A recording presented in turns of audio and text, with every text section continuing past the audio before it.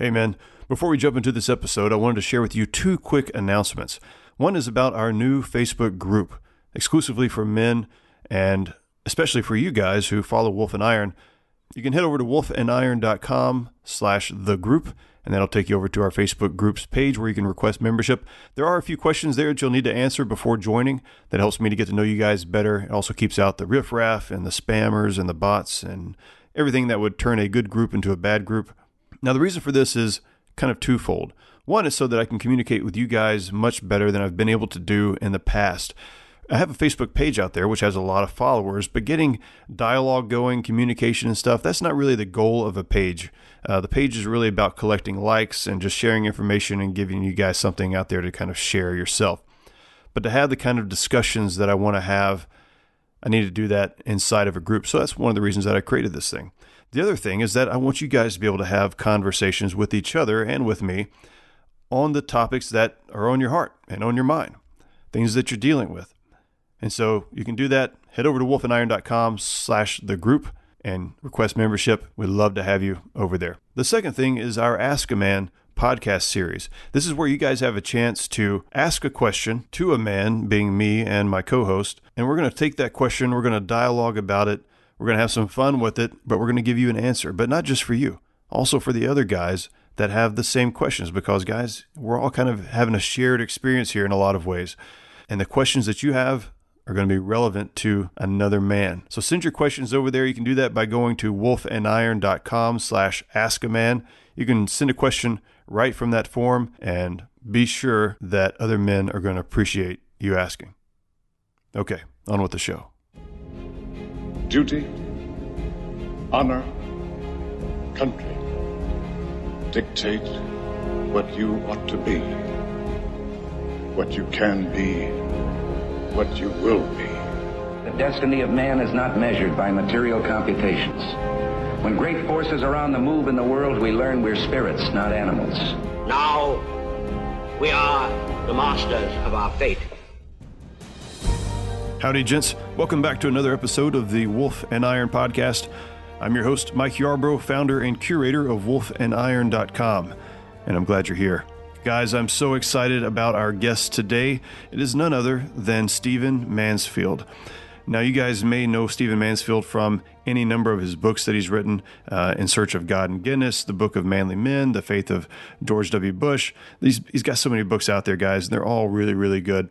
But you may also know him from being a contributor on Fox News. You may know him from other podcasts that are in kind of the similar sphere of what Wolf and Iron is doing, or his own podcast. In other words, Stephen Mansfield is someone who is a very well-respected voice of reason on a number of subjects that most people don't even want to touch.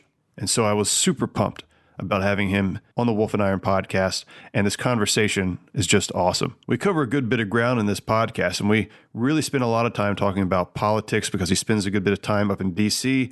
trying to educate those guys about how to speak and how to get their ideas across. And so we bring that kind of stuff home, like how do we speak to other men? How do we get our ideas across, especially in a world that really rejects reason and logic and common sense to many degrees. And towards the end of this podcast episode, we talk about what is he hearing from other men out there as he goes and he does speaking engagements and he gets in front of guys and he's hearing their thoughts on so many different areas. Is there a common theme that he's hearing from guys? And absolutely, there are themes that he's hearing. And you guys are probably not going to be surprised about what they are, but you're definitely going to want to hear his response to them. So stay tuned to the end of the episode. You don't want to miss any of this. And without further ado, here's Stephen Mansfield. Stephen Mansfield, welcome to the Wolf and Iron podcast. It's great to be with you, Mike. Thank you. Well, it's an absolute honor for me to be talking to you. I've been following you for quite some time, actually. I've been listening to your podcast. I've been reading your books. And you do a really, really good job of making the rounds on so many different podcasts. So I've had, I feel like I know you just from listening to other people's podcasts and hearing you give your thoughts on any number of topics. So it really is a pleasure to be talking to you today. Well, you're very kind. I appreciate all the podcasts I get to be on and the major media that I do, and it's good to be able to speak to men and encourage them to be better men, so I'm excited to be with you. That's great, and that's exactly what we're going to be talking about today. As I mentioned, you cover a lot of ground in the things that you do. I've had the opportunity to listen to your podcast, read your books, and that kind of stuff. I'm going to try to zero in on some things today because there are many places we could go with talking to a guy like yourself, well-respected in a number of different areas. But for the guys that maybe haven't had a chance to get to know you as I have, give us a little idea about who you are and what you're all about. Well, most people know me as a New York Times bestselling author. I'm not saying that first, just to brag or, vaunt myself, but I've been very privileged to have some books that are largely about faith and the presidency do well. I wrote The Faith of George W. Bush. That's probably my biggest book. I wrote a book called The Faith of Barack Obama. I've also got a book that a lot of guys read. It's called The Search for God and Guinness, and it's all about the history of the Guinness Company and their benevolent work in the world with the huge profits that they made. So a lot of guys read that because they're fascinated by, not only beer, but doing good with business. And I've written books on Churchill and others, but probably mainly known, if people have seen me on Fox or CNN or MSNBC, mainly they've probably seen me there talking about faith, the presidency. I do a lot of faith and culture commentary for those networks. And so, if something comes up about faith in the Trump administration or, something else of that nature in the world, or Islam, the Kurds, they usually call on me. But then out of that work and that platform, I began to gain a real concern about the state of men in our generation. So I've also written some other books on men, and I do a lot of events and a lot of speaking to men.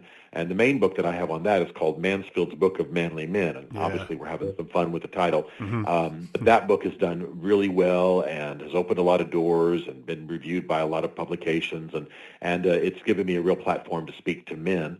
And then I've written a little booklet called Building Your Band of Brothers that is started as kind of a companion to Mansfield's Book of Manly Men. So basically, I write a lot of books. I do a lot of speaking and lecturing around the world. I'm the faith and culture commentator for Fox and CNN. And then I do everything to impact men that I possibly can. Wow. So I know a lot of guys are listening to this and going, okay, the Stephen Mansfield guy is somebody I need to be following along with because he's into a lot of good stuff. So I read your book of Manly Men. I also read In Search of God and Guinness, and I thought they're both great books. But as a new business owner, the In Search of God and Guinness was just excellent because it really does set a new kind of standard for what it means to be generous with your wealth and to really make generosity a big pillar of what your business is about, right? And to do that really from the heart of a Christian man. And so I've really appreciated that book, even though I don't drink Guinness, but I still found it really interesting. So, well, if you read the book, so I don't drink beer either. Yeah, It's funny. I've written one of the leading books on beer, but frankly, it's not that I have anything against alcohol. I drink alcohol. I just don't really care for the taste of beer, which doesn't make the Guinness people happy for me to say out loud. Well, at least you're being honest, so that's good. Yeah, that's right. Well, I know you've got a new book coming out called Choosing Donald Trump. And I can't wait to read this one. It's on pre-order right now. So guys, go to stephenmansfield.tv and you can see some links out there to the book. And there's probably some other links out there we'll post as well. But this book that you got coming out, Choosing Donald Trump, give us an idea of what that one's about. Well, obviously everybody's surprised, even if they're delighted, they're surprised by his victory in the 2016 election. And the lens through which I tend to view American politics is sort of faith and culture. And so I've written this book essentially to describe what happened religiously in that election. Now, it's not just a boring electoral history. It looks back at Donald Trump's spiritual life and religious life. It looks at what was going on in our society, what was happening with evangelicals and so on. Because the fact is, the vast majority of conservative religious people in America voted for him. Yeah. And yet he could, in one sense, you could almost say he's the opposite of that. Yeah. So if people who pay attention to what I do, one of the things I'm known for, I'm very grateful for this reputation, is that I'm fairly objective. I wrote both about George W. Bush and about Barack Obama. Now, I make it clear that I'm definitely right of center. I'm without question a right of center conservative. I'm not hard right, but I'm right of center. So I never hide that. But I can tell a story of a person I don't necessarily agree with and do it without being bombastic. So all of that to say, this book is a pretty objective look at Donald Trump, how he got elected, what was going on amongst conservative religious folks in America, and of course I consider myself part of that, to elect him, and what all of that might mean, including his religious training for the future. We're living to a very tumultuous presidential administration, like him or not. And I don't know anybody who's 100% happy or anybody, and I do know some folks who are 100% unhappy. But the bottom line is for me to try to speak to both sides and say, here's some things you need to know, and here's a way through this. So I'm excited about doing the media for it and really speaking to the nation through this book. Yeah, no, I think it's going to answer a lot of people's kind of longings to know, how did we get here? You study history quite a bit. I study history quite a bit. And, you look back on past presidents and what, the nation wanted to see in a man that they elected.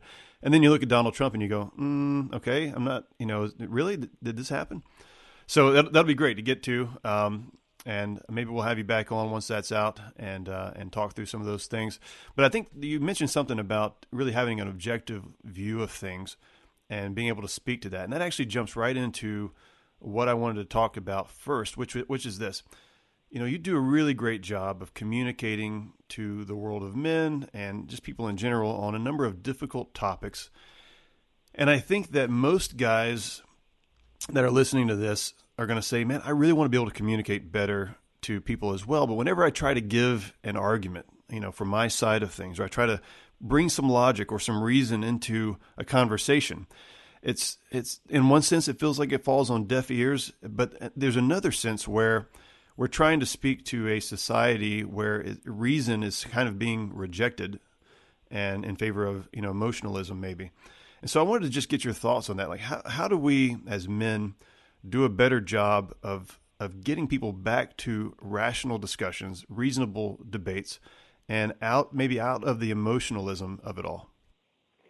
Man, I really appreciate that question. When we were talking about my bio, we didn't even mention the fact that I run a consulting firm in D.C., and this is what we do. We help people communicate better, so I'm thrilled for the question.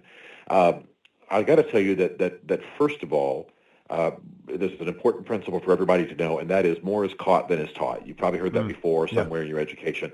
But the what you're giving off, I'm not going to use the word aura because I'm not into that kind of religion. But what you're transmitting, we actually call it the tele. In communications theory, you call it the tele. Like in football, we'll say there's a tell. This guy twitches when he's going to go for a pass, that kind of thing. You can read what's going to happen in the play. Well, there are things you radiate without even opening your mouth. And whenever we do communications training for people, we always start with that. Stand there and let's tell you how you're perceived before you even open your mouth. Well, number one, if guys want to communicate better, the first thing they can do is, first of all, don't be angry. A lot of what's going on today is that angry people are communicating. And I don't care if you're asking me to pass the chocolate cake or if you're offering me a piece of chocolate cake. If you're angry and yelling at me when you say it, it's going to be a negative experience. So the first thing I urge people to do is resolve the issues in their soul so that they can not communicate angry. A lot of the reason you've been very kind to talk about how I communicate and what I do, and a lot of the reasons that I have a little bit of respect on both sides is that I'm not angry at anybody. I'm not angry. I believe in a sovereign God. I believe God rules the world. I'm going to play my role, and I'm not ticked off at anyone. There are people I don't care for. There are people I wish hadn't done what they've done. Sure. But I'm not going to sit there and talk to someone on the air or one-on-one and just be ticked off the whole time. So anger is a major part of the issue. The second thing is try to like the person you're talking to. I sit there and talk to Chris O'Donnell on the air. I sit there and talk to Rachel Maddow. I sit there and talk to Hannity or whoever when I'm doing my stuff on the air, and I try to like them. I do like some of them. Some of them are actually friends. But if you can be positive towards the individual, realize they didn't get here because they're just evil, and came from the pit of hell, but because they are people who, care about the nation. You might be ticked off at the NFL players who are taking a knee or whatever, but they're basically patriots who just want to improve the country, and they're concerned about the fact that people with their skin color are getting shot. And so try to be positive if you're talking to them. Try to understand them. I'm not saying you have to agree with them. I'm just saying if you're ticked off at people, and if you don't like them, all that's going to radiate. And then the other thing is, from that calm position, figure out ways to communicate what you have to say in brief, sometimes humorous, and calm ways. Phrases, ways to say it, analogies. If I can go a little Southern, because I have half of my background is Southern, I'll say, it's like my grandmother used to say, like I'm always whipping out a phrase. My grandmother used to say, don't talk in public about religion and politics. And I spend all my time doing that. People just laugh and they relax and they pretty much understand that I'm a human being. So what we got a lot of right now is a lot of angry talking heads screaming at each other. And if you want to communicate well, calm down, like the person you're talking to, and pre-plan the way you're going to make your case. Don't just get up there and spew words in some kind of erratic, angry, emotional, spitting, drooling style. It will never work. And it never hurts to lower your voice, and it never hurts to say something that appeals to the other person. Like, if you and I were having a debate right now, and you were strongly disagreeing with me, you would be hearing me say, "Now, Mike, I understand why you can think that way. I understand, like I'm Native American. So let's just say that you were picking on Native Americans. So I understand Native Americans have done some unwise things in their history. So I understand why you're feeling that way. But let me give you some different perspectives. And now, do you see what I've done? Yeah. I've shown some compassion for your side. I've explained that I care. I've shown that I value you as a human being. And yet I'm telling you calmly and in a friendly tone that I disagree. I'm about to help you out. So those are some of the first steps men might take to communicate a little bit better. Well, those are really great. Those are absolutely great. And I think some of those are certainly easier to do when it's person to person. And that's really how big discussions should be had, one-on-one. But, obviously, work, I want to say employers are kind of putting the cap on those kinds of discussions. Society's sort of squeezing us to say, no, don't have political or religious discussions, out in public anymore. And so I think a lot of these things are happening online. And so coming across the proper way when you're trying to have a discussion with somebody on Facebook or whatever social media platform, is more difficult. And one of the things I would add into that, to what you said, is don't go in assuming that because of what a person has said, that they're actually attacking you or your idea. A lot of times the person on the other end, that person that you're trying to respond to, really just doesn't have the ability to communicate very well what it is they're trying to say. And so, yes, right. Sometimes they're very short, they're very blunt because they just don't have a very good knack for, drawing out their ideas, getting what they really feel on the table. And so what ends up happening is they come across as very mean-spirited, very just, here's how it is, there's no debate, and it looks like an attack. But oftentimes it's not. A lot of times it really is mostly bad communication is a result of what's going on in a person's soul before they open their mouth. Yeah. So if you're insecure, if you're angry, if you're afraid, those things are going to dominate. And by the way, they're going to get in the way of smooth communication. So when we work with people in communicating well, either one-on-one or in a corporate environment or on television, we try to help them resolve or at least get control of what they're feeling. If you're having a discussion with family members about immigration and you're just terrified, that Mexicans are coming across the border and taking over the world, sure. I'm making that extreme to be goofy. Well, then, you're going to be speaking out of that fear, and that fear is going to morph into anger, and you're not going to engage anybody, even people who might have agreed with you. You often hear in Washington somebody saying something you basically agree with, but they're saying it so angrily or so insultingly or so badly that it's like you want to just turn away and, not even listen.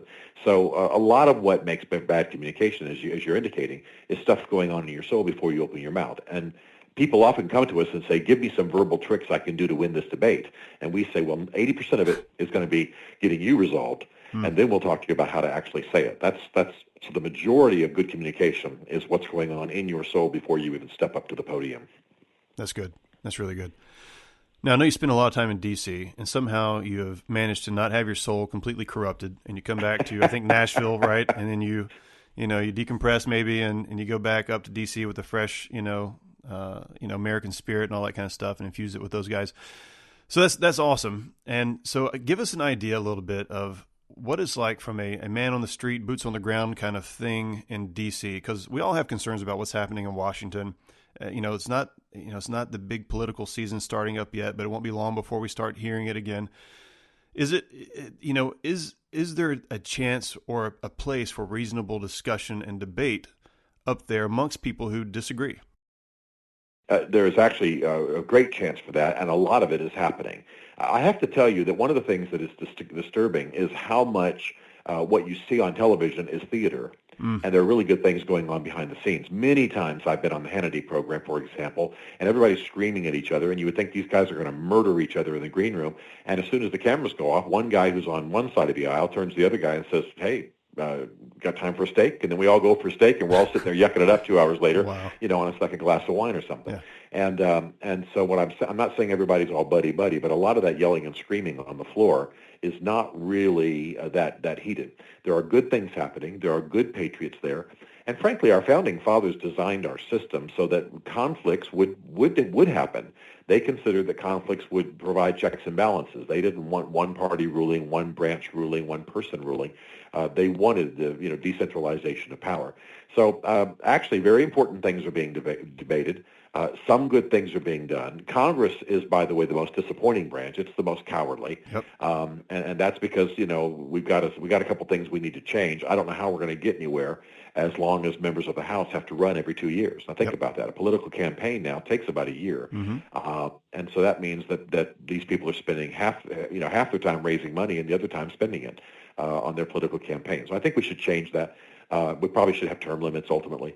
But bottom line, there are good things, and I'll tell you where some of the people who do the most good, one of the things they have going for them is I find that some of the calmest, most effective people are people who are not, how can I say this, completely dependent upon the job they have. For example, if you run for Congress and you're from a family that runs, let's say, a ranch where you live, and you're fine financially. You're not a billionaire, but you're fine. You'll go back to the ranch when you're done with Congress, and you're not living on the ragged edge of every donation. Well, then you can calm down and do good. But a lot of these guys, they don't have other income. They're living on a relatively small salary, quite frankly, for the D.C. context, and they're just desperate for every contribution and for making sure they win the next election, and that's what looms big in their brains, and it's actually slanting our politics quite a bit. So I think some of the people, and I feel the same way. I don't live on what I do in Washington, D.C. Yep. I make my living by speaking and by writing books. So when I go do anything in D.C., I testify before Congress, or I advise somebody. I'm not making money off of that. So I'm not living on the frantic edge, of gotta make another connection, gotta get another check, gotta impress somebody else. I can just kind of relax and do my job and leave, and therefore they notice the different sort of attitude.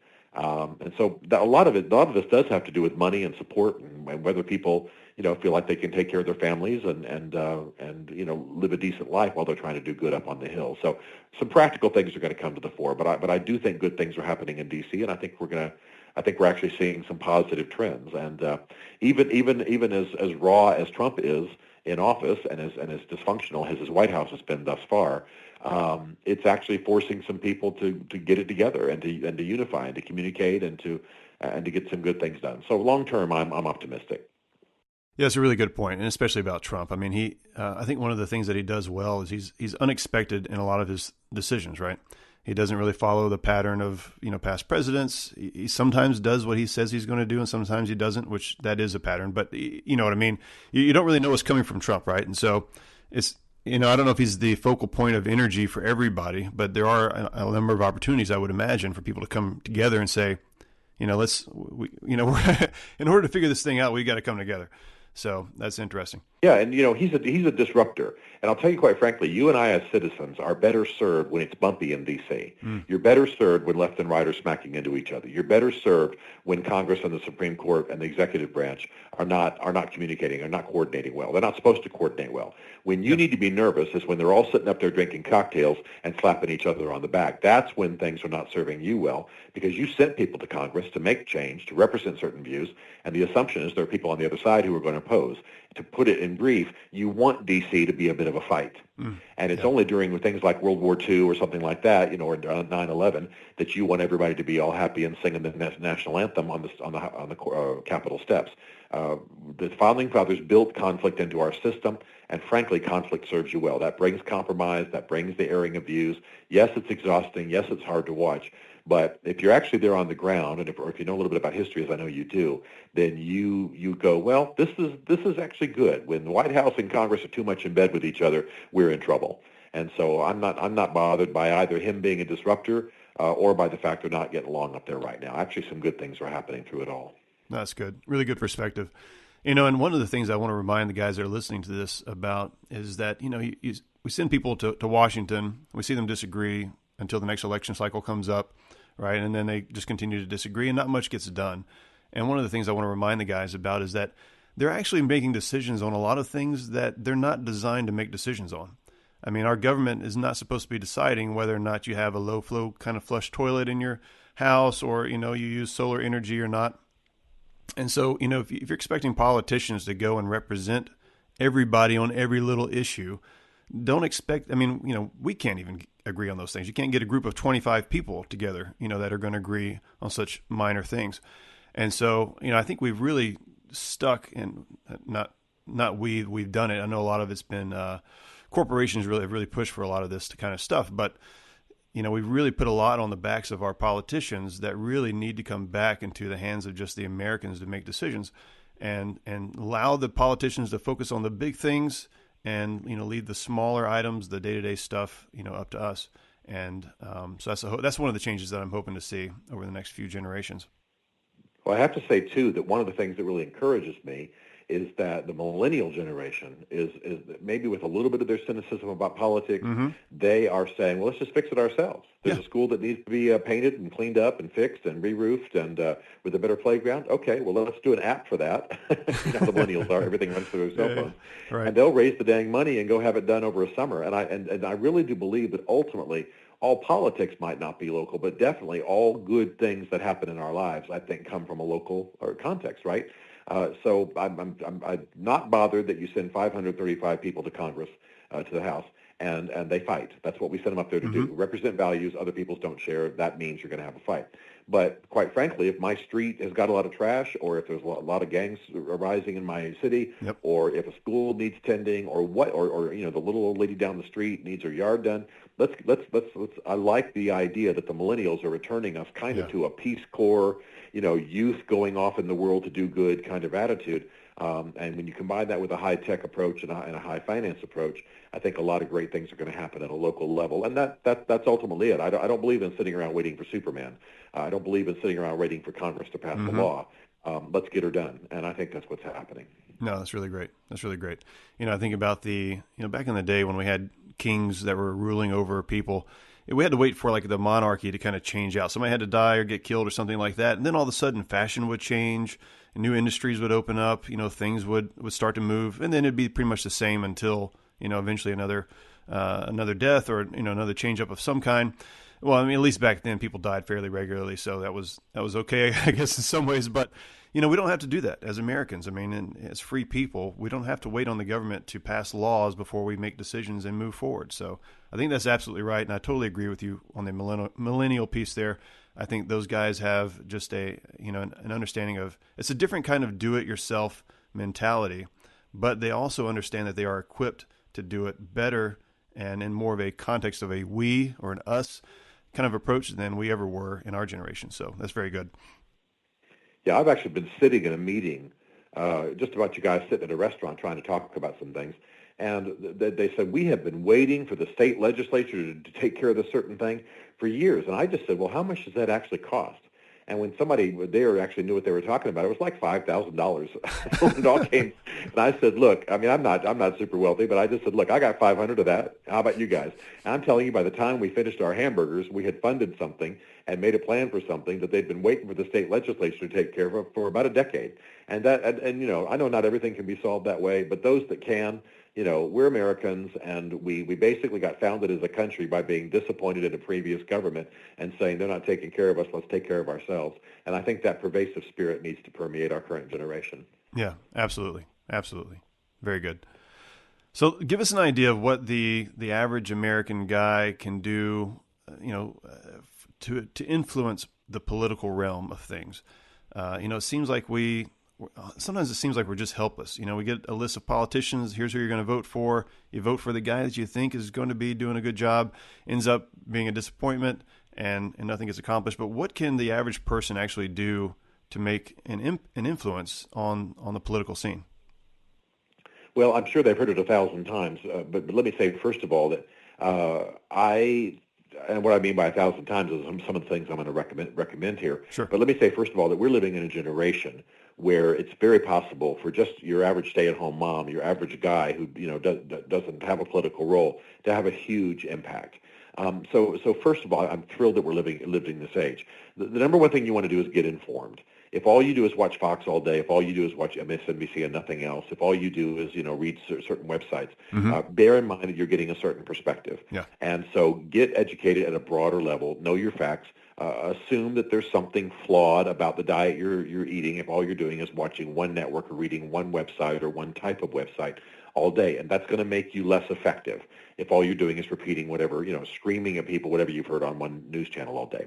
Second of all, be aware of the power of social media. Let me assure you that a hashtag of your congressman, a hashtag of the causes you care about, you've got people monitoring that. If you go on Twitter, and when I do a hashtag for my congressman, and it's not because I'm prominent necessarily, it's just that believe me, his staffers are tracking whatever's happening. So it's possible for a 14-year-old kid. In fact, I can tell you stories. I won't bore you now, but I can tell you stories about high school kids who got their ideas heard by the actual congressman and then repeated on the air by name. Wow. Well, Joe last week told me so-and-so.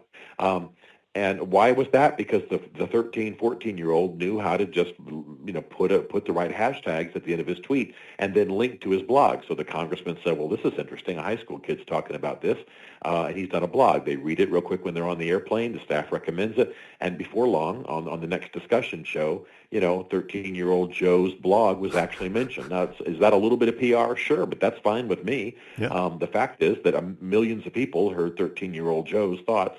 And the congressman also said, I've been thinking about this. If that's how the next generation is thinking, I'm going to modify some things. And so yesterday I modified my proposal. I mean, little Joe, and I'm not going to mention his last name. I actually know him. He actually, made a difference, and he did it, between classes, in high school, a freshman, and pulling all this stuff off. So all that to say, there's more chance than ever. Also, there are more forums than ever. There are you can write, if you have any ability to write at all, you can get on these online forums and so on, write for Fox News online, write for MSNBC online. And so I think there's tremendous opportunity. Go to the forums, use social media, write letters to the editor. I mean, newspapers are still read. I read the Washington Post, Washington Times, and the New York Times every day. And I pay attention to what's said, and a lot of people, a lot of leader types in D.C. do. And then finally, actually sit down with your congressman. In my case, I live in both D.C. and Nashville. Right now I'm in downtown Nashville. My congressman is 2 blocks away, and I happen to know that he has office hours where he just takes anybody who walks in to talk to him. Wow. That means anybody, a 10-year-old, a 5-year-old, a 90-year-old, a person who's never even been to D.C., who just has one issue they care about, can walk in the office. And by the way, it's not that crowded. The guy's office is actually built into the beautiful Nashville downtown library. And his name is Jim Cooper, and he just he's open to talking to people. So you can actually have an influence. These people are more accessible than you might think. So there are all those sorts of things. And then of course you go to the next level that I think we all know about: join organizations that lobby and make us think about certain issues. And but basically anyone just with their cell phone can probably be seen and heard by people in prominence. And, I've even had members of the Joint Chiefs. Now, I speak to the Joint Chiefs from time to time, but I've even had individual members of the Joint Chiefs get back to me on something that I tweeted. And it's not because I'm any kind of prominent. It's just that they'll respond to good ideas, and everybody's learning they got to be interactive with the people more. So tremendous opportunities. Nobody should feel frustrated at not having a voice. They are listening. They are paying attention. Maybe it's not because they care about your particular cause, but they do care about being reelected, and they do care about what their constituents are thinking. So even if their motivation's is not exactly Mr. Smith goes to Washington, the fact is that they're paying attention. That's good. Solid information. That's really good. So no excuses, men. Get out there, take some action, and that's really good, because a lot of times you think you tweet something out there, you're just expressing your opinion, you assume it just goes off into Twitter space or whatever happens there. 2 or 3 of your followers or, maybe pay attention to it. But it's good to know that kind of stuff, is really important. Get the hashtags right and let your opinion be known. So that's good. I want to transition a little bit from the political stuff over to more of the straight up man talk stuff. And one of the things that you mentioned is that you have a chance to talk to a lot of guys throughout the year, both, I know you're having conversations about the books that you write, but then you're also doing speaking engagements and things of that nature. And one of the things that I had a question about was, is there a particular, or is there a common issue or a need that comes across from men that you speak to, where they just say, Stephen, I got, this on my heart, and you just hear this coming up time and time again, or maybe there's several of them, but could you just maybe give me an idea of what some of those things are? Yeah, I'll tell you, the things that guys talk to me about the most are, frankly, being unfathered and not having the lore, the craft, the skills, the vision for noble manhood being passed down from generation to generation. So when they come to me, I'm a little older than most of them. I'm in my 50s. So when they come to me, they're often saying, look, man, my father, he was a good guy, but he didn't teach me anything, or my father wasn't in the home, or, I never knew who my father was. And so, I want to be a good man. I've read your book, or I've read some other books by authors, or I saw something at my church, or I captured something in some movies. And, can you tell me how to work this thing through? And can you advise me? And I got to tell you, the reason I wrote this little booklet called Building Your Band of Brothers, it's just a little paperback thing, is that I really do believe that one of the most important things men can do, other than gaining a vision for noble or righteous or great manhood, whatever you want to call it, the reason, other than gaining that initial vision, the thing they most need to do is build a band of brothers. And that's not just some program I'm on. I'm talking about having a group of men around you that you're investing in, they're investing in you, and that you guys are helping each other with the great project of becoming great men. Most men walk alone. We know that. We know that the suicide rates are high, especially in England, for example. And when we do the postmortem on men over 50 who do commit suicide, most of them are write suicide notes or have told someone, I'm alone, I have no friends, and life's not worth living as a result. In the United States, one particular survey shows that the average man cannot name a best friend. The average man cannot identify who he would have go get his son out of jail if he, needed somebody to while he was on a business trip or something. Sure. And the one I like the most, because I've got a great wife who's very competent, but still, if my wife had a crisis at 3 a.m. and she's flitting around the house in her nightie, and who knows, the plumbing's gone crazy, the dog's run away, the kid's in trouble, who would I call to go over there and take care of her and trust, both morally and ethically, as well as in terms of competence? That's an interesting call. Most men can't name that person. Yeah. So most men are walking alone. The loneliness is killing them. And the other thing is that they don't have, as a result, other men who see them in a 3D view and can help them be better men. The fact is we don't see ourselves clearly. The fact is we need other men who can speak into our lives and help us improve. And I call this the free fire zone. What you want to achieve with a band of men is the free fire zone. And that's basically where anything that needs to be said to make us better is said. Whatever needs to be confronted, whatever needs to be talked about, whatever helps us get better as men, we're not going to just sit there and twiddle our thumbs and say, gee, I hope somebody talks to him about that. We're going to help each other. We're going to work it through. We're going to confront it. We're going to talk about it, and then we're going to, develop a plan. So the things that men talk to me about are varied. The solution is that they are, number one, in some continual pursuit of understanding what manhood is, understanding God's will, understanding the truths and the lore of noble manhood, and then they've got a band of brothers who are helping them walk it through. And if you're in a great big church, there's a men's ministry, that makes that a whole lot easier. If you're not in church and or you're out just on your own, or you're in the military being moved all the time, or whatever your situation is, you can always pull some men around you, who read the same books, think about the same things, talk about this stuff, and have a lot of fun along the way. Whenever men get together, some animals need to be sacrificed, for food. And so I'm a big believer in men having fun, having rowdiness. Right. But the bottom line is that most men are walking alone, and what they've got to do is link up these twin engines of continually feeding on and growing in an understanding of what true manhood is, and then having a band of brothers around them to help them perfect it in their life.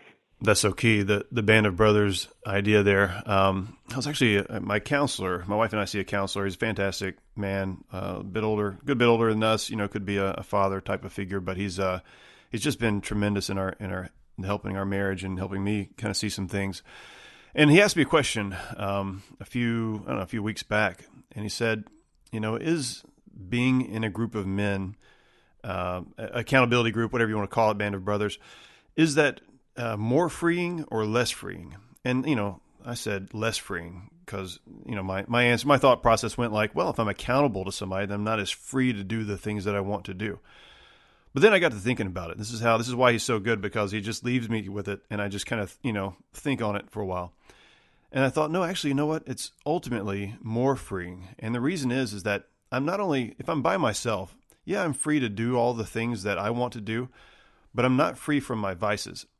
I'm not free from the things that I shouldn't be doing, and I'm not free in the sense that I know myself as well as I think I ought to. And when you have men in your life, like you're talking about, that speak into your life and that are, that can tell you the things that you don't know about yourself and that can call you out and can hold you accountable, now you actually become a different kind of free because you're in your accountability to them. They point out your vices, and so you can do away with some of those things. And they point out the areas in which you're weak and that you need help in so that you can be freer to pursue successful things. And so I haven't actually let him know that yet. So you actually are hearing it before he gets to hear it. But they reminded me of this thought that I had. And so thank you again for bringing that up. I thought that's just really, really good. Well, let me make a quick point, and, Sure. please don't think that I'm gunning at you for the use of the word accountability group. I understand what accountability groups are, and I've been in them, and I value them. But most men, if they even have a group, it's an accountability group, and it works something like this. They see everybody. They see a bunch of guys for breakfast once a month. In between, they're thinking about who they are. What do they need to take to those guys? So so basically, I've got to figure out what's wrong with me. Hang on to it for a couple of weeks. Have the courage to go to that breakfast. Sure. And over biscuits and gravy. I live in the South, so I can talk about biscuits and gravy. Biscuits and gravy. I tell them what's wrong with me, so they can give me advice or pray for me or whatever. Well, now I think that's one level of valuable. But I got to tell you, if you're waiting for me to be that smart and that courageous, you'll be waiting a long time. Yeah. Because I'll tell you about my latest victory. I may not tell you about my problems. What I need is a band of men I'm doing life with. Yep. They know Bev, my wife. They know me, and so they're it's not like I got some great moral deformities and they got to constantly be guarding me against like opening a vein or something. It's just that they know who I am. So if I check out the backside of the waitress 3 times at the restaurant, they go, dude, what's going on at home that your eyes are roaming like that? What's up? Good. They'll just be right on it. If I know some guys don't drink, some do, but I'm not trying to advocate it, but they're fine with me having a glass of wine or two with over steak or something. Mm-hmm. But if I'm on my 4th or 5th, hey, what's up, man? That's inappropriate. That's not who you are. What's going on? What's happening in your soul? Yeah. If they hear the angry cell phone conversation with my wife, they go, dude, what's happening at home? If you ever hear that Stephen Mansfield's doing a line, it's not cocaine, it's a line of Oreos.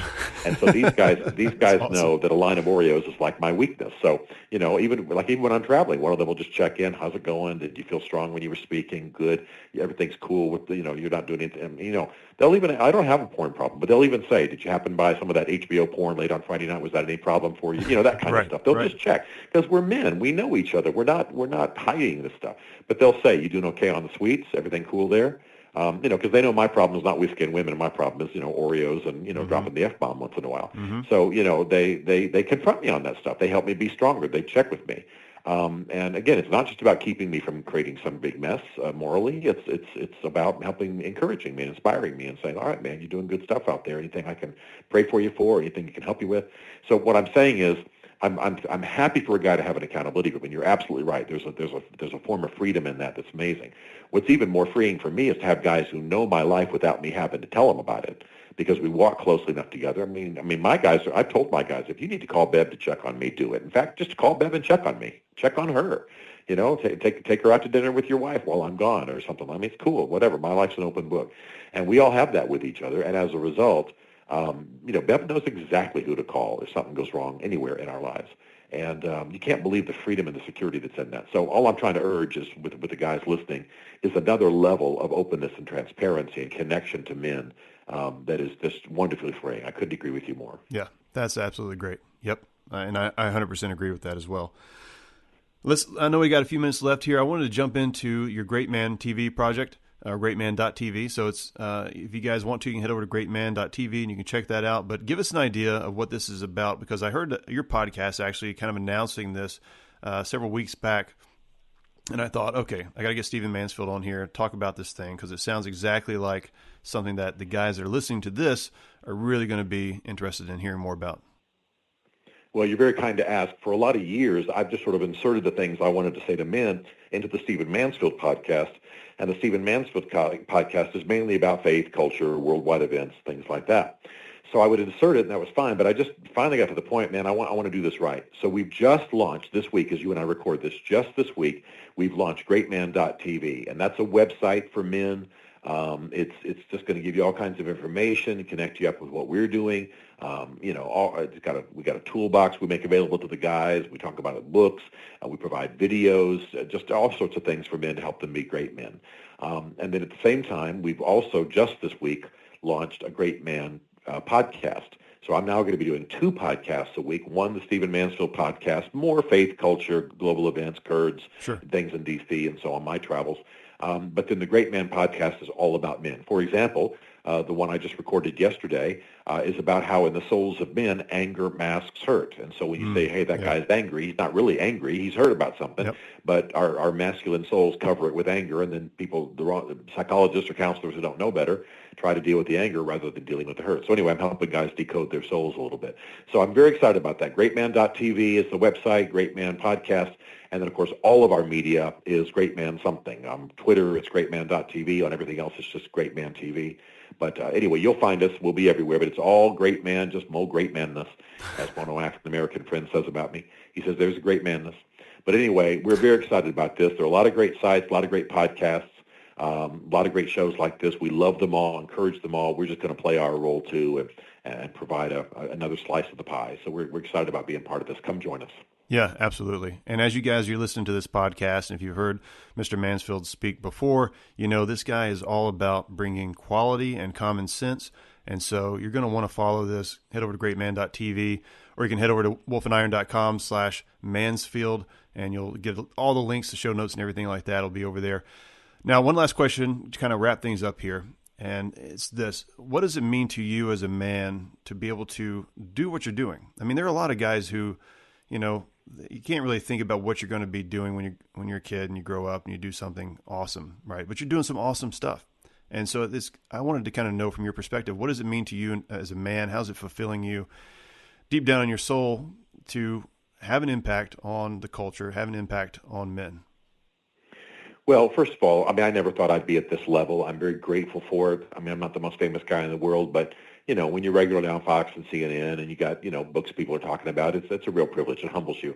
I'll tell you the thing I most want to say to men, though, and that is that it is very fulfilling to me. It's very happy. I'm very pleased at what I get to do.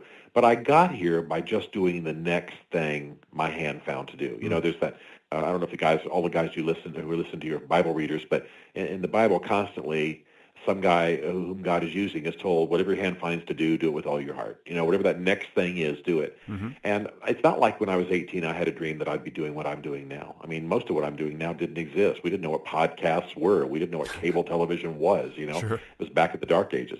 So all of that to say that I never would have dreamed of what I'm doing now, and I'm so grateful for it, and travels around the world and all that stuff. Nobody would have thought in those terms. But I did, especially when I began to understand who God was in my life, I did begin to understand that he orchestrates the events of my life, and that my responsibility is to whatever the next thing is to do, whether I'm handling a crisis, doing the job I've been given well, doing the next project, whatever it is, all through my life. And I started very small. I mean, in high school I was flipping pizzas, and burgers and stuff like that. And then I worked my way through college by, doing a little yard company and mowing yards and all that kind of stuff. And so, I think no matter what you're going to end up being one day, I mean, ultimately, your ultimate destiny is in the hands of, God and forces that you can't control. But the key to getting where you're going to go is by doing the next thing well and tending your field well, tending your family, tending your soul, tending your body, tending your relationship with God and your children and so on well. So, it's very fulfilling to be where I am, and I could, spend the next hour talking about, the famous people I know and, where I get to go and stuff like that. But I just don't want, your listeners to have the focus on me or on that. I want them to realize that, whether you're me or somebody 50 times more famous than me or wealthier than I am, the fact is you get there by doing the next thing well. And so focus that way, turn your heart towards being a great man and the full sense of what that means, and you'll see great success come to your life. That's awesome. Yeah. Thank you so much for that. And love to get that insight there. It has been an absolute honor talking to you. This has been a great conversation. I know the guys listening to this are going to get a lot from it. Head over to wolfandiron.com/Mansfield and connect with Stephen Mansfield. See all the things he's got going on. Check out his books. Check out the podcast and the Great Man TV. And Mr. Mansfield, thank you so much again for being on here. Mike, it's a privilege. Thanks so much, buddy. Well, there you have it, men. I'd love to know what you thought about the episode. Feel free to reach out to me on any of my social media networks. And look, if you got something out of this, make sure another guy does too. Share the episode and make sure it gets in front of the guys that need to hear it the most. Until next time, keep your powder dry, and may a fair wind be always in your sails.